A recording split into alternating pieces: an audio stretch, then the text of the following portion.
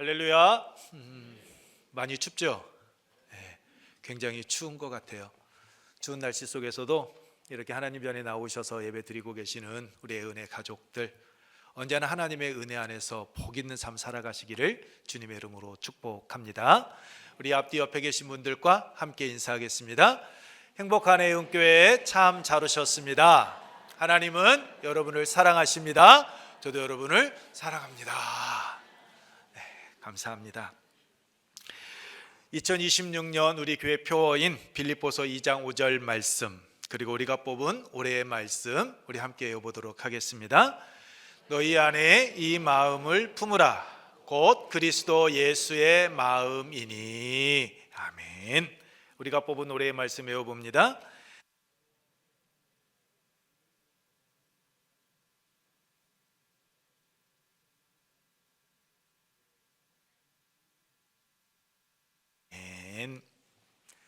예수 그리스도의 마음을 품고 외운 올해의 말씀이 여러분의 삶의 자리에서 아름다운 열매로 맺혀지기를 축복합니다. 제가 강단에 올라오면서 오셨구나 라고 생각을 했습니다. 그런데 이 의자에 앉아서요, 딱 바라봤는데 아니, 내가 잘못 봤나? 아니, 맞는가? 아니야, 뭔가 빙이 됐나? 이런저런 생각을 했습니다. 누군지 아실 것 같죠? 모르셔요? 보지 않으신 분들은 모르십니다. 우리 진영호 장로님 처음 염색하신 것 같아요. 그렇죠? 너무 젊어지셔서 제가 뒷모습 보고는 장로님 오셨다라고 했는데 갑자기 앞에서 보는데 장로님 아닌가? 장로님 동생이신가? 계속해서 봤습니다. 근데 장로님 훨씬 멋있고 젊어 보이시고 보기에 좋습니다. 더 건강해 보이시는 것 같아요. 네. 어제 정교인 새벽기도회가 있었습니다. 어제 선임 장로님이신 이응만 장로님께서 기도를 하시는데 제가 기도 내용 가운데 깜짝 놀란 게 있었습니다. 그것은 다름이 아니라 입춘이 지났다라는 말씀을 하신 겁니다. 기도를 듣는 순간 벌써 입춘이 지났다고? 시간 참 빨리 흐른다라는 그 생각을 하게 되었습니다. 근데 그때 권진우 집사님과 오은경 집사님의 막내 아들, 그 동화가 갑자기 떠올랐습니다. 어제 예배위원들과 함께 예배당에 들어오는데 제 눈을 의심하게 하는 행동을 우리 동화가 하고 있었기 때문입니다. 그것은 다름 아닌 동화가 핸드폰으로 게임을 하는 것이 아니라 동화가요, 책을 보고 있었습니다. 그것도 손으로요, 글자를 짚어가면서 책을 읽는 모습을 보았습니다. 동화는 매월 전교인 새벽 기도에 거의 빠지지 않고 나옵니다. 그 동화의 모습을 떠올려 보면 핸드폰을 가지고 게임을 하든지 아니면 잠을 이기지 못해서 누나 어깨에 기대고 자는 것이 지금까지의 동화의 모습이었습니다. 그런데 어제는 달랐습니다. 책을 읽고 있었습니다. 그 모습을 보는데 정말 깜짝 놀랐습니다. 그러면서 드는 생각, 동화 많이 컸다. 내년 초등학교에 들어가는데 정말 부족함이 없겠다. 다른 친구들에게 뒤지지 않겠다라는 그러한 생각을 하게 되었습니다. 그리고 동시에 제 자신에게 한번 물어보았습니다. 박 목사는 어때? 얼마만큼 목회자로서 성장의 길을 걸어가고 있어? 얼마나 담임 목사로 성숙해져 가고 있다라고 생각해라고 저 스스로에게 물어보았습니다. 벌써 2026년 2월 둘째 주일을 맞이했습니다. 입춘도 지났습니다. 시간은 멈추지 않고 빠르게 흐르고 있습니다. 아이들은 성장하고 성숙을 이루어가고 계절은 쉼없이 바뀌고 있고 세상도 끊임없이 변해가고 있는데 오늘 이 시간 하나님 앞에 나와 예배드리고 있는 우리의 모습은 어떻습니까? 우리의 일상의 삶과 신앙은 성장과 성숙을 이루어가고 있습니까? 아니면 여전히 같은 자리에 머물러 있습니까? 오늘 이 시간 하나님의 말씀 앞에서 우리의 삶의 모습을 뒤돌아보며 점검하는 그러한 은혜가 있기를 축복합니다. 지난 1월 권사 세미나 시간에 오셨던 한재욱 목사님과 점심을 먹으며 친교를 나눌 그 시간이 있었습니다. 그때 한 목사님께서 이렇게 말씀해 주신 내용이 설교를 준비하는 데 떠올랐습니다. 지난 문재인 대통령이 당선이 되고 난 후 그 교계의 어르신들, 대표하는 목사님들을 초청해서 조찬 기도회를 가졌다라고 합니다. 그때 한 목사님도 그 조찬 기도회에 함께 하셨는데 모두 다 화기애애한 그 분위기 속에서 한 목사님께서 말씀하실 시간이 되어서 일어서서 이런 말씀을 하셨다라고 합니다. 대통령님, 저는 대통령님을 지지하지 않습니다. 지금도 그 마음은 같습니다. 그러나 나는 하나님을 믿는 사람입니다. 성경 로마서 13장 1절로 2절 말씀에 사람은 위에 있는 권세들에게 복종하라. 권세는 하나님으로부터 나지 않음이 없나니 모든 권세는 다 하나님께서 정하신 바라. 그러므로 권세를 거스르는 자는 하나님의 명을 거스름이니 거스르는 자들은 심판을 자취하리라 라고 말씀하고 있습니다. 모든 권세는 하나님으로부터 난다라는 겁니다. 그래서 저는 하나님을 믿고 하나님의 말씀을 믿는 자로서 대통령님의 그 권위를 인정하고 저는 존중할 것입니다. 그러나 대통령님께서 하나님의 뜻에 반하는 길, 기독교에 반하는 정책을 추진하신다면 저는 침묵하지 않을 것입니다. 저뿐만이 아니라 이 자리에 계시는 목사님들도 저와 같을 것입니다. 대통령님께서 큰 어려움에 직면하게 될 겁니다. 그러니 하나님을 두려워하시고 바른 길로 나라를 이끌어 주십시오. 그러한 대통령님을 위해서 나는 계속해서 기도할 것입니다 라고 이렇게 이야기하셨다라는 겁니다.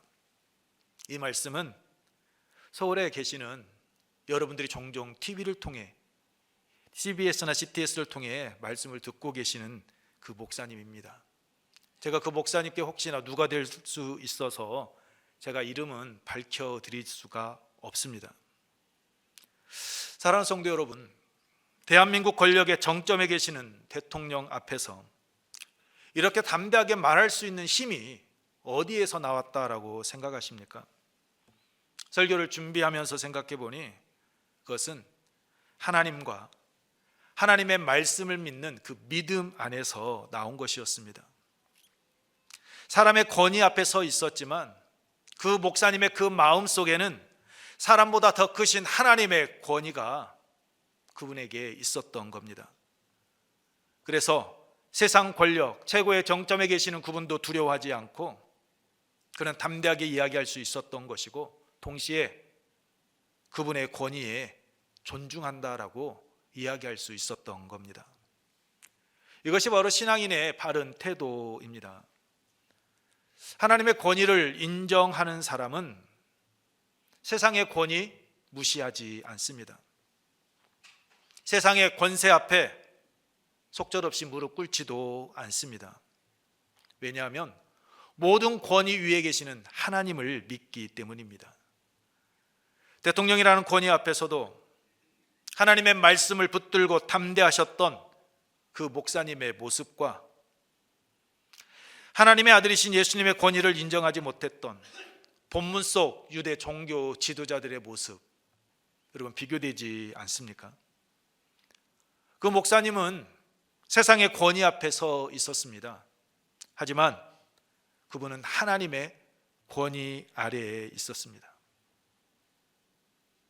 그러나 본문 속 유대 종교 지도자들은 종교적 권위는 가지고 있었지만 그들은 하나님의 권위 밖에 서 있었습니다. 자신들의 권위 위에서 있으려고만 했습니다. 앞서 말씀드린 목사님은 하나님의 말씀 앞에 자신의 생각 그것을 내려놓았습니다. 그러나 유대 종교 지도자들은 하나님의 말씀 위에 서서 자신들이 판단하려고 했습니다. 사랑하는 성도 여러분, 이 모습이 오늘 우리에게 무엇을 이야기하고 있는 것입니까? 참된 권위는 자리에서 나는 것이 아니라 하나님의 권위 아래 있을 때 참된 권위가 있다라는 겁니다. 권위의 문제가 아니라 권위 앞에 서 있는 사람의 그 태도에 의해서 결정이 된다라는 겁니다. 본문에 나오는 대제사장들과 서기관들, 장로들, 그들은 종교적 권위를 가진 자들이었습니다. 백성들 위에 있었고 성전을 관리하던 사람들이었습니다. 그러나 그들은 하나님의 아들이신 예수 그리스도께서 행하시는 그 일들을 보고서도 예수님의 권위 인정하려 하지 않았습니다. 왜 그랬을까요? 예수님의 권위를 인정하는 그 순간 자신들이 그 예수 그리스도 아래에 서야 했기 때문입니다. 자신들이 판단하는 자의 위치에서 있어야 하는데 그 위치에서 순종하는 자리로 내려가야 했기 때문입니다. 그래서 그들은 예수님께서 행하시는 그 일들, 예수님께서 행하시는 그 말씀을 듣고서도 순종하기보다는 본문 말씀처럼 질문을 했고, 예수님을 인정하기보다는 예수님을 거부했으며, 예수님을 따르기보다는 자신들의 자리를 지키기 위해서 그들은 부끄러운 선택을 했던 겁니다. 유대 종교자들만의 모습이고 그들만의 이야기입니까? 아닐 것입니다. 오늘 이 시간 하나님 앞에 나와 예배드리고 있는, 오늘을 살아가고 있는 우리의 모습이고, 그리고 오늘 우리들의 이야기일 겁니다. 사랑하는 성도 여러분, 어떤 모습으로, 어떤 태도로 하나님 앞에 나오셨습니까? 하나님의 말씀, 그 하나님의 권위 앞에 서 계십니까? 본문 28절 말씀을 보면 대제사장들을 비롯한 종교 지도자들은 예수님께 나와 이렇게 묻습니다. 이르되 무슨 권위로 이런 일을 하느냐? 누가 이런 일할 권위를 주었느냐라고 묻습니다. 여기서 권위라는 말은 엑수시아라는 헬라어로 권리를 의미합니다. 권한을 뜻합니다. 내가 도대체 무슨 권리로, 무슨 권한으로, 너에게 누가 이러한 권한을 주었기에, 권리를 주었기에 너가 지금 이러한 일을 행하고 있느냐라는 것입니다. 이것은 예수님의 그 권위를 인정하겠다라는 것이 아니었습니다. 예수님의 그 권위를 인정하지 않기 위해서 던진 질문이었습니다. 예수님께서 성전에서 가르치시는 일이나 병자를 고치는 일, 성전을 깨끗하게 정화시키는 일이 예수님에게 주어진 권한, 권리가 아닌데 너가 왜 그렇게 행하고 있느냐라고 지금 예수님을 책망하며 예수님께서 그릇 행하고 있다라는 것을 드러내기 위함이었습니다. 감히 목수 출신이 너가 가르친다고, 성전을 깨끗하게 한다고, 너가 병자를 고친다고, 도대체 너의 그 권한 어디에서 나온 거야? 이야기해봐 라고 묻고 있는 겁니다. 왜요?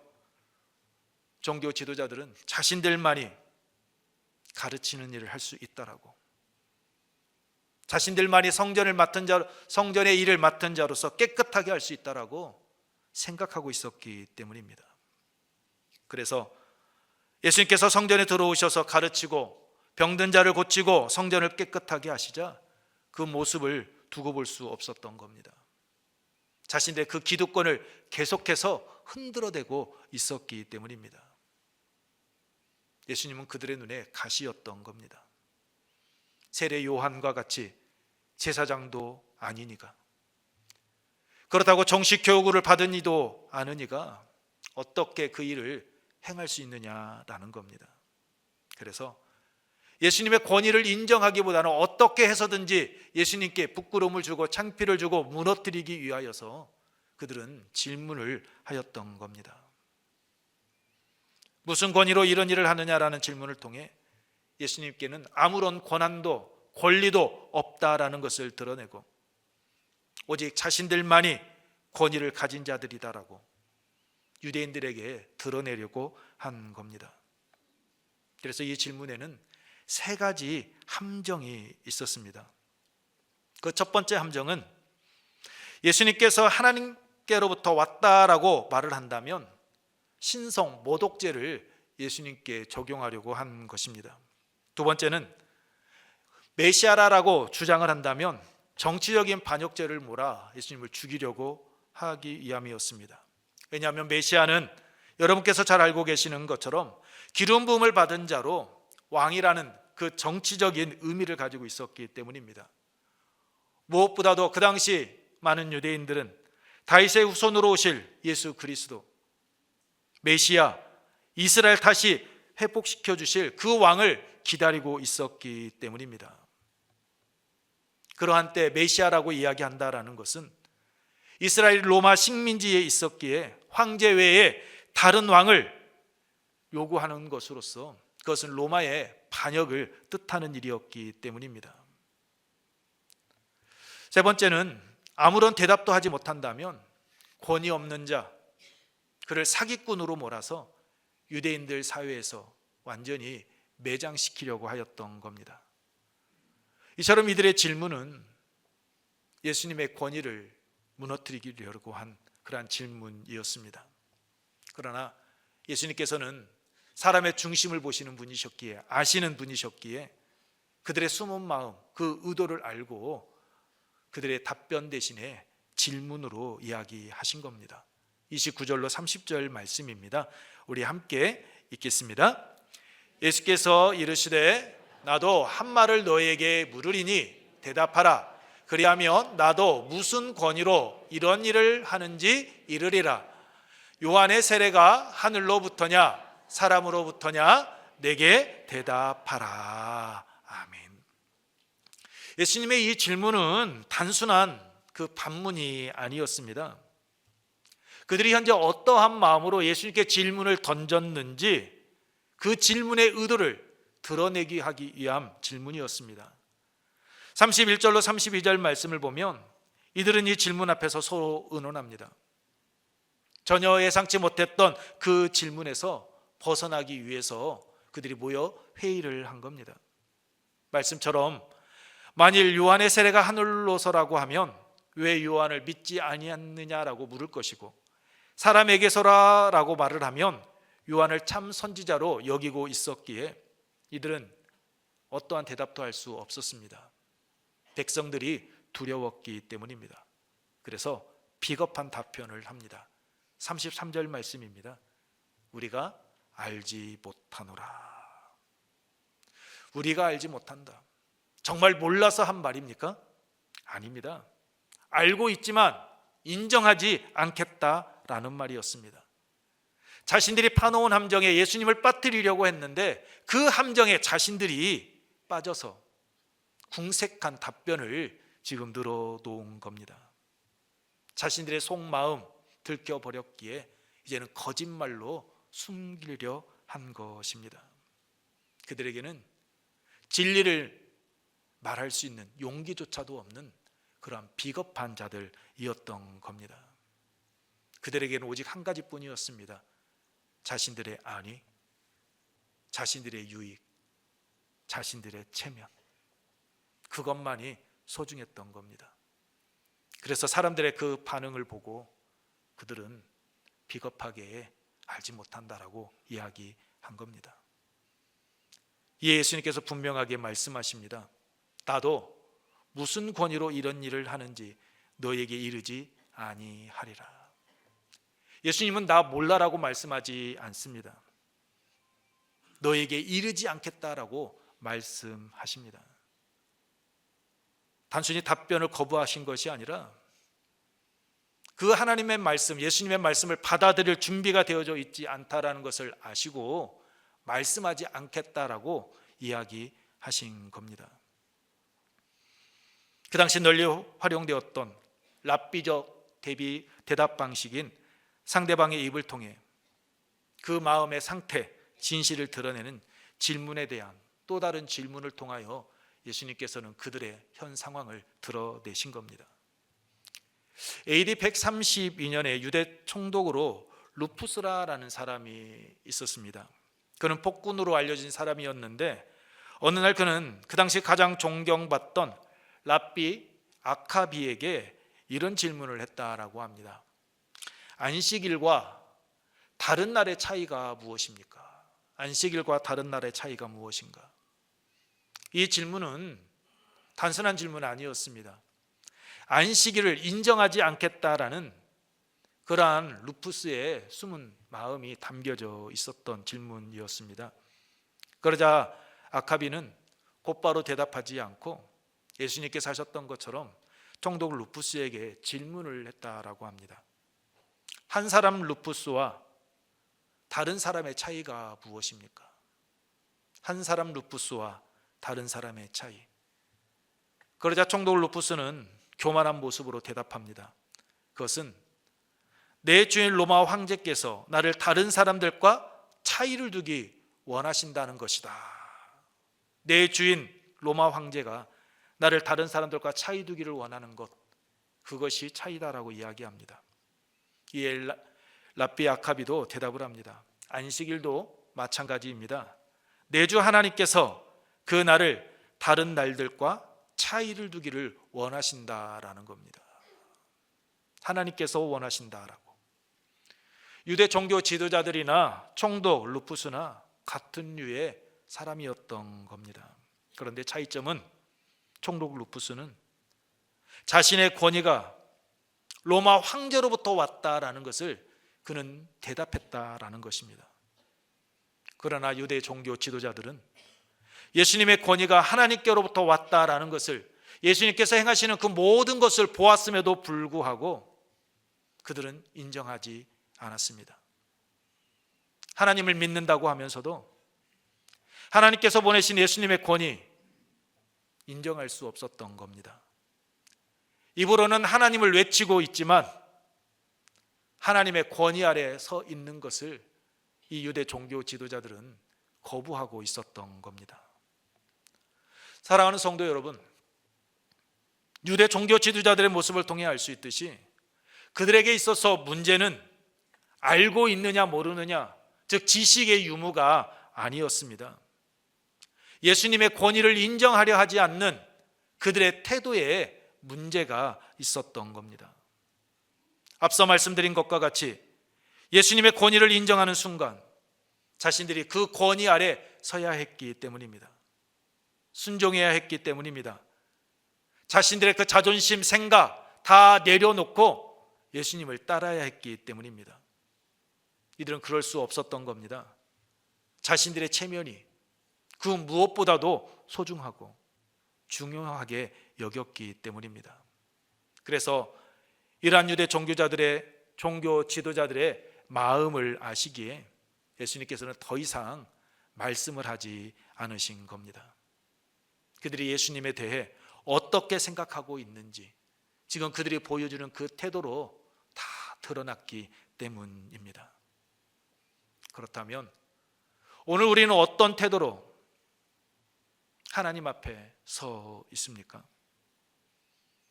하나님의 권위 인정하며 그 권위 아래 우리는 살아가고 있습니까? 아니면 예수님 당시 종교 지도자들처럼 우리의 자리와 우리의 권위를 끝까지 붙들고 우리는 그릇 행하고 있습니까? 목사님들과 만나 이런저런 이야기를 나누다 보면 교회 안에서 벌어지는 여러 가지 일들을 종종 듣게 됩니다.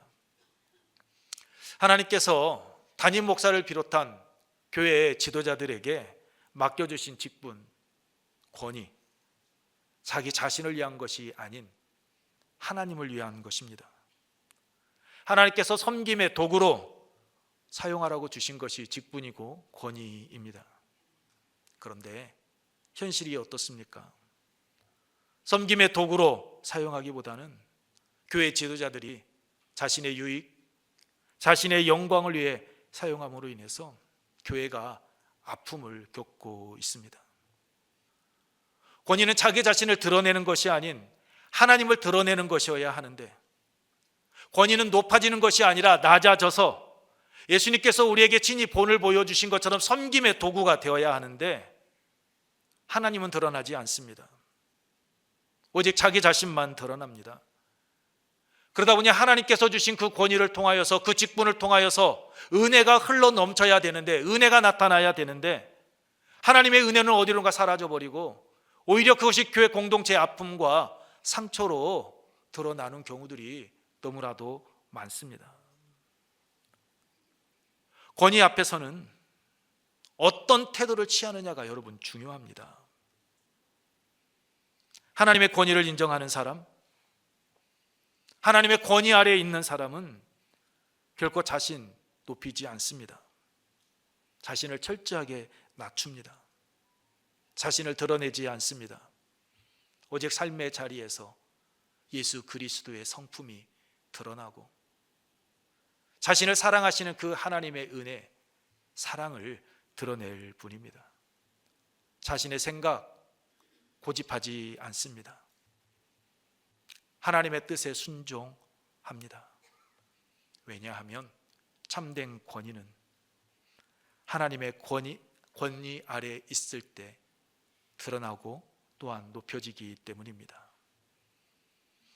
그래서 권위 앞에서는 태도가 중요한 겁니다. 어떤 태도를 취하느냐에 따라서 선택이 결정이 되어지고 무엇보다도 삶의 방향이 결정되기 때문입니다. 유대 종교자들의 모습을 보십시오. 그들은 말합니다. 우리는 알지 못하노라.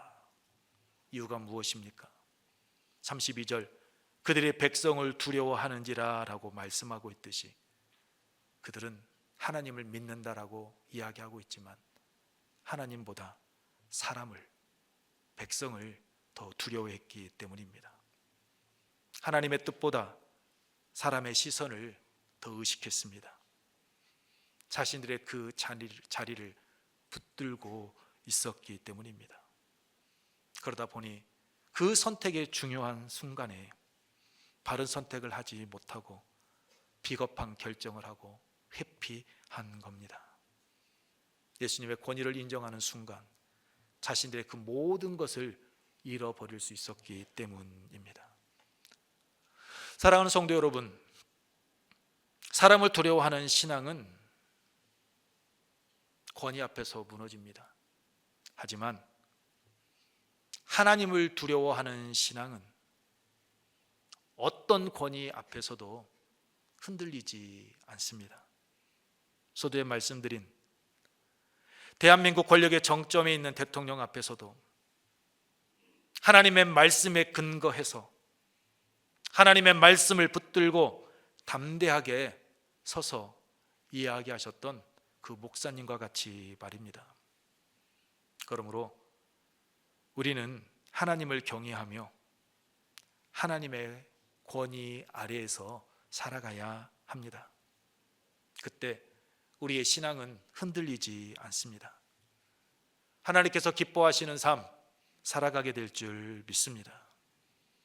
하나님의 은혜 안에서 참된 평안과 행복을 누리는 형통의 길을 걸어가게 될 줄 믿습니다.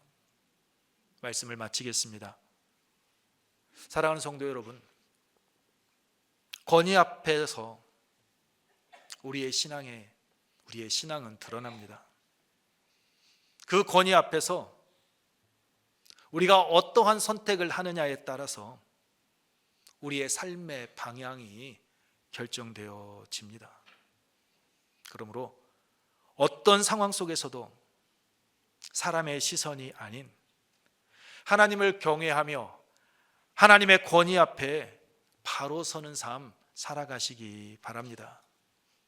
그래서 흔들리지 않는 신앙을 통해 하나님께서 주시는 참된 평안과 기쁨을 누리며 하나님의 선하시고 기뻐하시고 온전하신 뜻을 이루어가는 여러분의 삶의 자리가 되기를 주님의 이름으로 축원합니다.